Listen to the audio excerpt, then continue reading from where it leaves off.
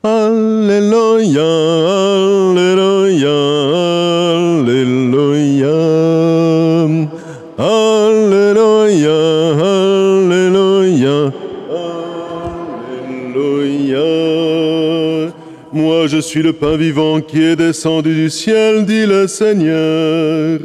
Si quelqu'un mange de ce pain, il vivra éternellement. Alléluia. Alléluia, Alléluia, Alléluia, Alléluia, Alléluia, Alléluia. Le Seigneur soit avec vous. Évangile de Jésus-Christ selon saint Jean. Gloire à toi, Seigneur. En ce temps-là, les Juifs récriminaient contre Jésus parce qu'il avait déclaré « Moi, je suis le pain descendu du ciel ». Il disait « Celui-ci n'est-il pas Jésus, fils de Joseph ? Nous connaissons bien son père et sa mère, alors comment peut-il dire maintenant « Je suis descendu du ciel » ? Jésus reprit la parole. Ne récriminez pas entre vous. Personne ne peut venir à moi si le Père qui m'a envoyé ne l'attire, et moi, je le ressusciterai au dernier jour. Il est écrit dans les prophètes, ils seront tous instruits par Dieu lui-même. Quiconque a entendu le Père et reçu son enseignement vient à moi. Certes, personne n'a jamais vu le Père, sinon celui qui vient de Dieu. Celui-là seul a vu le Père. Amen, amen, je vous le dis, il a la vie éternelle, celui qui a la foi. C'est moi qui suis le pain de la vie. Au désert, vos pères ont mangé la manne et ils sont morts. Mais le pain qui descend du ciel est tel que celui qui en mange ne mourra pas. C'est moi qui suis le pain vivant qui est descendu du ciel. Si quelqu'un mange de ce pain, il vivra éternellement. Et le pain que je donnerai, c'est ma chair donnée pour la vie du monde. Acclamons la parole de Dieu, louange à toi, Seigneur Jésus. Que cet évangile efface nos péchés.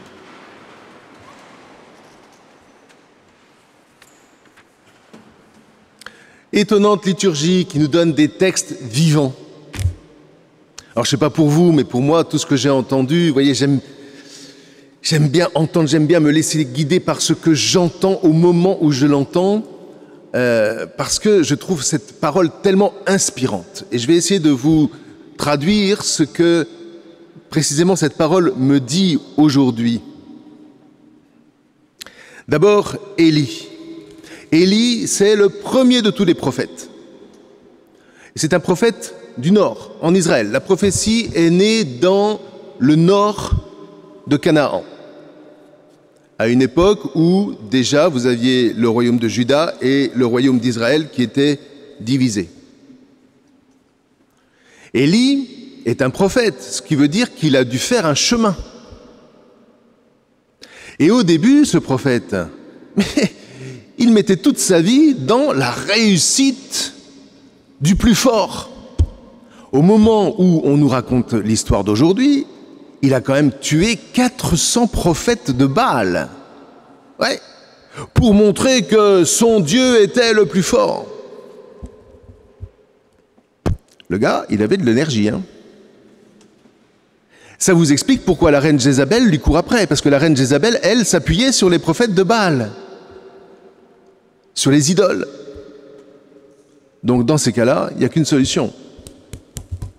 C'est la fuite. Et voilà que Élie s'enfuit. Et il s'enfuit où? Il va s'enfuir là où sa mémoire le guide, c'est-à-dire à la montagne même où Dieu s'est révélé à Israël. La montagne de Moïse, le mont Horeb. Et c'est sur ce chemin-là qu'il va être nourri. On retrouve ici le thème de la dernière fois. La dernière fois, nous avions le pain qui était donné à ceux qui avaient accepté de sortir d'Égypte. La manne n'a pas été donnée en Égypte. La manne a été donnée après être sorti d'Égypte pour permettre au peuple de monter jusqu'en Canaan, jusque dans cette terre, sur ce sol où il trouverait une vie de paix pour vivre avec le Seigneur. Et pour nous, c'est la même chose concernant l'Eucharistie. Nous ne pouvons bénéficier de l'Eucharistie qu'à partir du moment où nous acceptons de sortir de toutes nos certitudes, où nous acceptons de sortir de ce qui fait notre confort. Rappelez-vous, l'année dernière, je ne vais pas vous refaire l'homélie, mais la semaine dernière, pardon, on nous disait « Oui, mais en Égypte, on avait de la viande, on avait ceci, on avait cela. » Et aujourd'hui, on dirait « Oui, mais dans ce monde-ci, j'ai mon téléphone, j'ai ma tablette, j'ai tout ce qu'il me faut. » Pourquoi sortir? Alors quand même, malgré tout, avec cette conscience, je vais à la messe le dimanche pour recevoir l'Eucharistie. Mais l'Eucharistie, là, ne sert à rien. Si elle est en plus d'un monde dans lequel je veux pas sortir. Ouais. Là, c'est la même chose. C'est-à-dire que Élie va devoir fuir à la rencontre de son Dieu. Et ça va changer sa vie. Ça va bouleverser son existence. À partir du moment où il va rencontrer Dieu au mont Horeb, mais il ne sera plus du tout le même. Fini la violence. Fini cette manière de dire « je vais vous prouver que j'ai raison ». Et le paradoxe là-dedans, c'est qu'en changeant, en écoutant la voix de Dieu, rappelez-vous, au mont Horeb, Élie se met dans une grotte et il y a la tempête, et il y a le tonnerre, et il y a le tremblement de terre. Et à chaque fois on vous dit, mais Dieu n'était ni dans le tonnerre, ni dans la tempête, ni dans le tremblement de terre. Dieu n'est pas dans la force physique. Dieu est d'abord dans la force intérieure. Et il en faut de la force, il en faut de la vertu pour vivre de cette puissance intérieure que le Seigneur nous offre. Et alors, si j'ai le désir de développer en moi cette puissance intérieure, alors là, l'Eucharistie, le pain, est pour moi la nourriture essentielle, la nourriture ultime qui va nourrir cette force intérieure.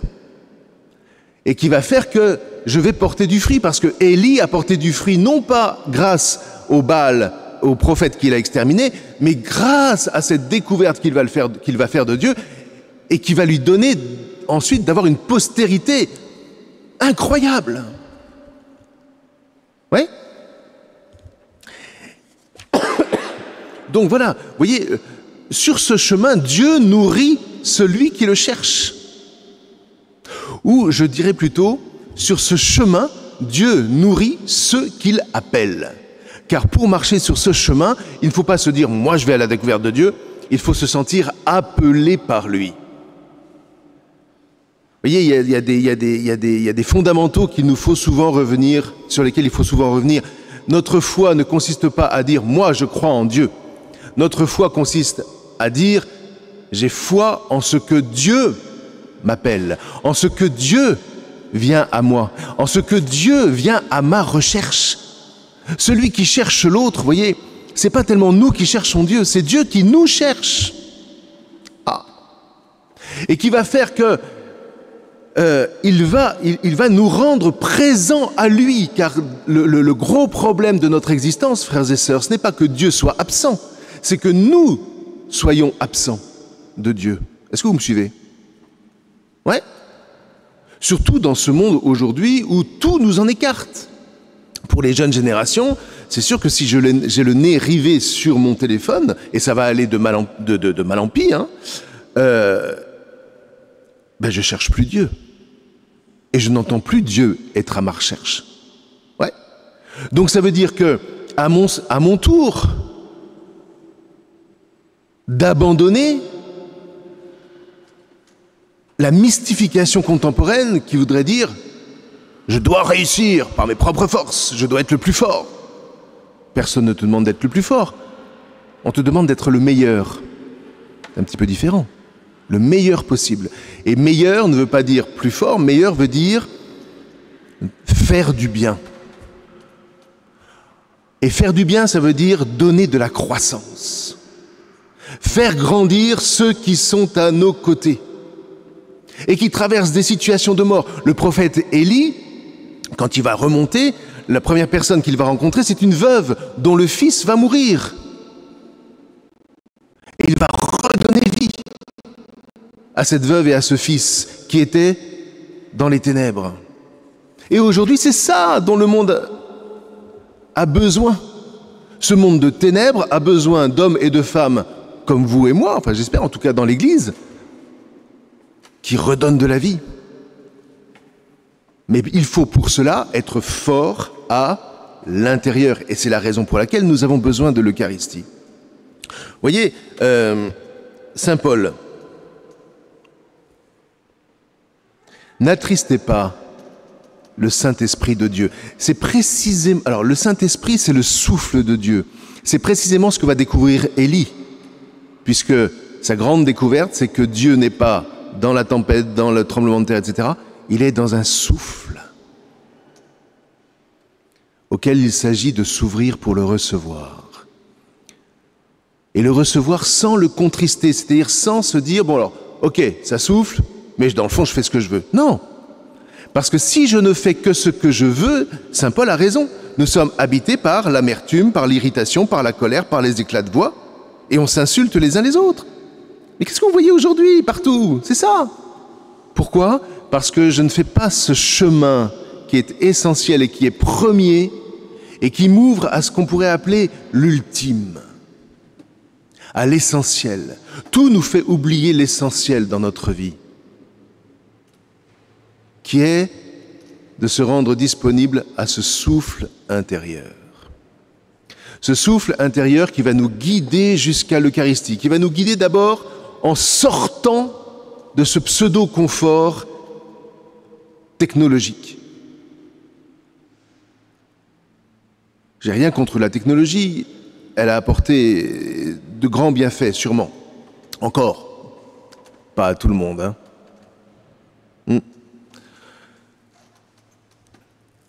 Mais quand la technologie absorbe pour moi le temps,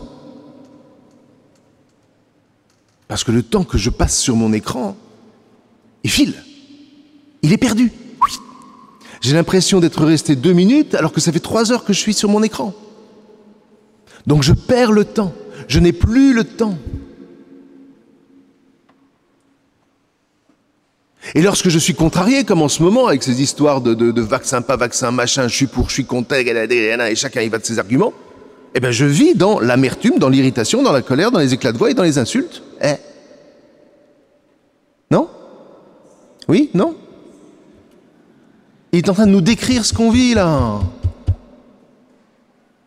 Et voilà qu'au milieu de ça, nous avons ce réflexe encore, le dimanche matin, de nous extirper de ce monde qui nous absorbe, ce vortex qui nous tire vers le bas, pour lever les yeux. Alors nous sommes en marche. Et alors nous recevons l'Eucharistie. Alors nous recevons le pain de la vie. Et le pain de la vie, c'est quoi? C'est pas simplement de la nourriture sur le chemin. Le pain de la vie, c'est la parole de Dieu, le commandement tel que Jésus nous les a transmis et qu'il va valider en se livrant pour nous. À quoi nous pouvons voir que quelqu'un est crédible, c'est s'il donne sa vie pour nous. Le meilleur exemple que j'ai, c'est un jeune que j'ai connu bien, il avait 14 ans. Il est devenu militaire, il en est sorti depuis, mais il est devenu militaire. Et ses chefs disaient, tant pis, je vais le nommer, c'est pas grave, Baptiste Ruget, on n'en veut pas d'autre. Pourquoi? Parce que ce gars-là menait ses hommes au combat. Quand il fallait ramper dans la boue, il rampait le premier dans la boue. Il se donnait. Quand il s'agissait de partir au front, il était le premier à y aller et il emmenait ses troupes. Il donnait sa vie. Ouais. Jésus, c'est la même chose. Il nous entraîne sur un chemin qui nous sort de ces ténèbres qui nous habitent, et il donne sa vie de telle sorte qu'il est crédible. Voilà la chair. Ouais. Voilà la chair. Et c'est la raison pour laquelle nous avons raison d'avoir foi en lui. Nous avons raison. Quelles que soient les étapes de la vie que nous traversons aujourd'hui. Certains d'entre nous sont au seuil de la vie, d'autres sont quasiment au terme. Et alors, ce qui est important n'est pas de tomber dans le piège d'aujourd'hui qui consisterait à se dire « je veux être immortel, je veux être immortel ». Le cœur de la vie, c'est cet émerveillement quotidien que suscite en moi cette certitude, Christ est ressuscité des morts et il m'appelle sur ce chemin, il est en quête de moi pour m'entraîner sur ce chemin de vie, d'élévation, d'humanisation, de divinisation. Moi, qu'est-ce que vous voulez, moi, tous les matins, ça me met debout. Est-ce que ça veut dire que les journées seront faciles? Non! Il y aura des combats, il y aura encore une fois des contrariétés, des ceci, des cela. Mais voilà, j'ai choisi de suivre le Christ. Et une des raisons qui me fait me dire que j'ai raison d'avoir fait ce choix, c'est vous, c'est l'Église. C'est tous ces moments de lumière que je ne cesse de percevoir à droite, à gauche, parce que mon cœur y est éveillé, sans doute, comme le vôtre. Et si vous le voulez bien, dans l'Eucharistie que nous allons maintenant célébrer, nous allons rendre grâce au Seigneur. Car si nous recevons ce pain, c'est le signe que nous sommes en marche et une marche qui nous élève. Reconnaissons-le humblement. Seuls, nous ne pourrions pas marcher sur ce chemin. Mais avec le Christ, non seulement nous nous élevons, mais nous élevons ceux qui nous sont confiés. Eh bien, que cela nous émerveille. Amen. Goûtez et voyez comme est bon le Seigneur. Goûtez la bonté du Seigneur. Goûtez et voyez comme est bon le Seigneur. Goûtez la bonté du Seigneur.